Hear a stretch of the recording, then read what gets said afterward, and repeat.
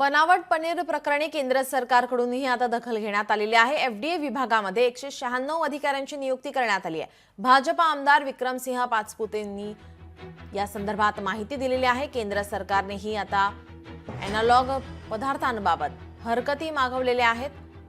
बनावट पनीर प्रकरणी केंद्र सरकारकडून सुद्धा आता दखल घेण्यात आलेली आहे। एफडीए विभागामध्ये 196 अधिकाऱ्यांची आता नियुक्ती करण्यात आलेली आहे। भाजप आमदार विक्रमसिंह पाचपुते यांनी या संदर्भात माहिती दिली आहे।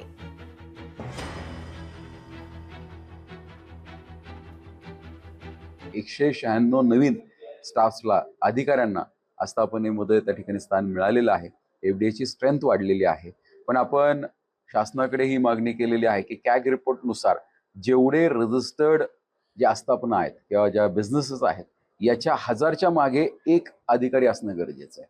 म्हणजे आपल्या महाराष्ट्रामध्ये ऑथोराइज्ड जे आस्थापना आहेत किंवा बिझनेसेस आहेत हे 11 लाख आहेत। याचा अर्थ 1100 अधिकारी असणं गरजेचं आहे। तुम्ही विचार करा, फक्त 196 नवीन अधिकारी हे रुजू झाले तर इतकं मोठं आपल्याला या गोष्टी समोर आलेल्या आहेत। जर 1100 अधिकारी झाले तर आपल्या अन्नधान्यामध्ये जी काही भेसळ होते ही 100% पुढे आल्याशिवाय राहणार नाही। त्यामुळे त्या अनुषंगाने नक्कीच आपल्याला प्रयत्न केले पाहिजेत। लोकशाही मराठी ऐका, पहा, जागरूक रहा।